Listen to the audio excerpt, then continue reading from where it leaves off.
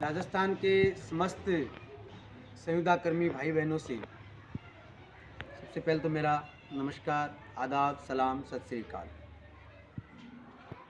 साथियों, जैसा कि कल प्रेस कॉन्फ्रेंस में बता दिया गया और सभी साथियों ने मुझे जो मान सम्मान दिया है उसके लिए पहले मैं धन्यवाद ज्ञापित करता हूँ आप सबका, आदाब अर्ज करता हूँ। ये लड़ाई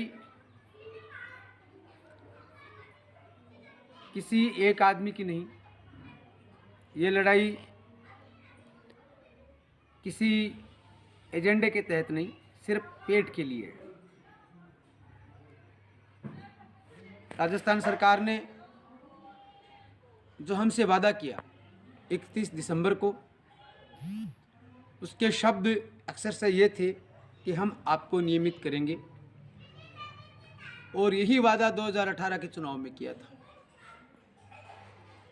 अफसोस की बात है, 1 साल तक हम विधायकों, चेयरमैन, सीएम हाउस, सीएमओ, सचिवालय के अधिकारियों सबसे मिलते रहे और हमें ये बताया जाता रहा कि हम आपको नियमित कर रहे हैं, आपके लिए नियमित पद सृजित कर रहे हैं।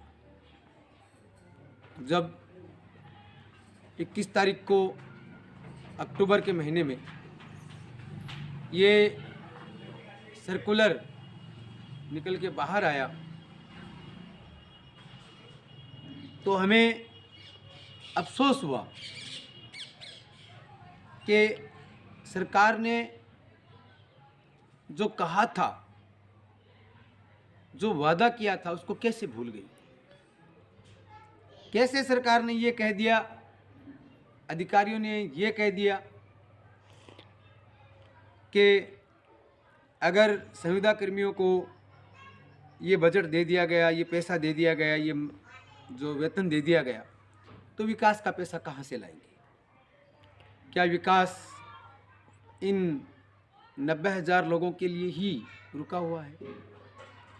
क्या विकास में ये 90,000 लोग बाधक हैं? और यदि बाधक हैं तो मैं राजस्थान सरकार से निवेदन करता हूं कि आप इन सबको हटा दीजिए और राजस्थान को 1 नंबर का राज्य कैलिफोर्निया जैसा बना दीजिए, वाशिंगटन जैसी सड़कें बना दीजिए। अगर इनके पैसे से आपका विकास रुका हुआ है और विकास रुकता है तो राज्य के संसाधनों पर सबका अधिकार है और ये लोग 35 साल से राज्य की जनता की सेवा कर रहे हैं। मैं बता देना चाहता हूं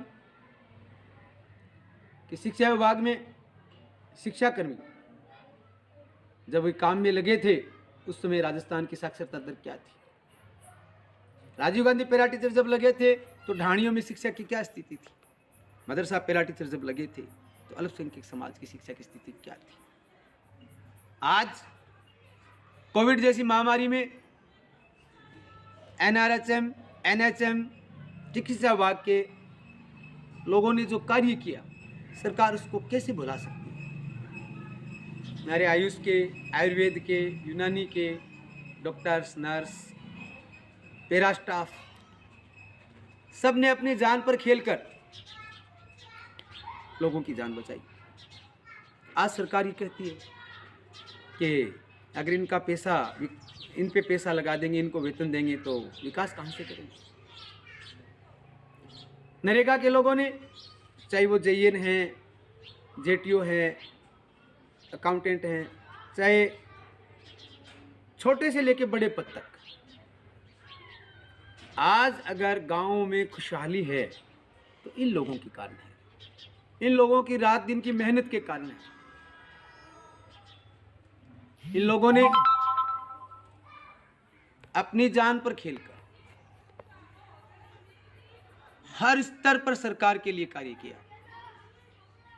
घरों से 5,000, 6,000 रुपए में ये घरों से दूर 50-50, 100-100, 500-500, 1,000 किलोमीटर दूर रह करके कार्य कर रहे हैं।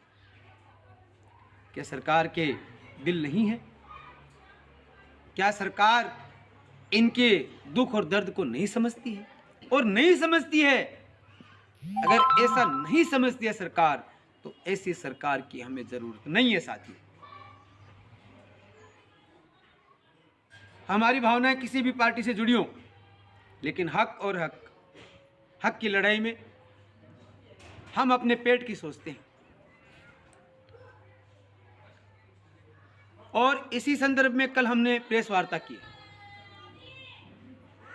सभी बातें आपने प्रेस वार्ता में सुनी, आज अखबारों में भी ठीक इस तरीके से आई है। कार्मिकों से, चाहे वो शिक्षा विभाग के हैं, परिवार कल्याण, चिकित्सा, आयुष, यूनानी, आयुर्वेद विभाग के हैं, चाहे वो पंचायत राज विभाग के कार्मिक हैं, और चाहे वो अल्पसंख्यक मामलात विभाग के कार्मिक हैं। ये 4 विभाग हैं। सभी से निवेदन करता हूं कि आप अपने परिवार सहित, अपने साथियों सहित, अपने दोस्तों सहित चेतावनी रैली में पहुंचें और सरकार से जवाब तलब करें कि आखिर हमारे साथ ये दोगलापन क्यों। आपने वादा किया, हमने वादे पे आपका साथ दिया, तो आज आप वादा खिलाफी क्यों कर रहे हैं। साथियों, 24 तारीख का आपका हुजूम आपके आगे की भविष्य की रणनीति को तय करेगा। मैंने अपना जीवन आप लोगों के लिए अर्पित कर दिया है। मेरा जो हो, जो हसर हो, मंजूर है, लेकिन अन्याय के सामने झुकने का किसी हाल में कोई सवाल नहीं है। जब हम चले थे अकेले, 5,000 हुए, 14,000 हुए, आज सरकार ने ही 90,000 लोगों को एक साथ खड़ा कर दिया है। और एक आदमी की समस्या नहीं, ये 5,000 की, 14,000 की, 40,000 की, 27,000 की, 23,000 की नहीं, ये समस्या 90,279 लोगों की है। मेरे भाइयों बहनों, सरकार ने जो बातें कहीं वो बातें पूरी नहीं की। हमने सरकार का वेट किया और मैं खुल के ये गलती भी स्वीकार करता हूं कि हमने विधायकों और मंत्रियों को साफ और मालाएं भी पहनाई। ये हमारी गलती थी। खैर, जो हुआ, इतना जरूर कहता हूं कि आखिरी दम तक, खून के आखिरी कतरे तक हम लड़ते रहेंगे। दरकार है 24 तारीख को एक दूसरे का हाथ पकड़कर अपना पेट भरने के लिए, इस पेट भरो चेतावनी रैली के लिए आप लोगों की ज़रूरत है। आप लोगों के लिए, आपके परिवार, आपके आगे की भविष्य की रणनीति को तय करेगा। मैंने अपना जीवन आप लोगों के लिए अर्पित कर दिया है। मेरा जो हो, जो हसर हो, मंजूर है, लेकिन अन्याय के सामने झुकने का किसी हाल में कोई सवाल नहीं है। जब हम चले थे अकेले, 5,000 हुए, 14,000 हुए, आज सरकार ने ही 90,000 लोगों को एक साथ खड़ा कर दिया है। और एक आदमी की समस्या नहीं, ये 5,000 की, 14,000 की, 40,000 की, 27,000 की, 23,000 की नहीं, ये समस्या 90,279 लोगों की है। मेरे भाइयों बहनों, सरकार ने जो बातें कहीं वो बातें पूरी नहीं की। हमने सरकार का वेट किया और मैं खुल के ये गलती भी स्वीकार करता हूं कि हमने विधायकों और मंत्रियों को साफ और मालाएं भी पहनाई। ये हमारी गलती थी। खैर, जो हुआ, इतना जरूर कहता हूं कि आखिरी दम तक, खून के आखिरी कतरे तक हम लड़ते रहेंगे। दरकार है 24 तारीख को एक दूसरे का हाथ पकड़कर अपना पेट भरने के लिए, इस पेट भरो चेतावनी रैली के लिए आप लोगों की ज़रूरत है, आप लोगों के लिए, आपके परिवार के लिए। सरकारें किसी से नहीं डरती हैं, सरकारें डरती हैं लोगों की बंद मुट्ठियों से, लोगों के लड़ने के हौसले से, लोगों की ताकत से।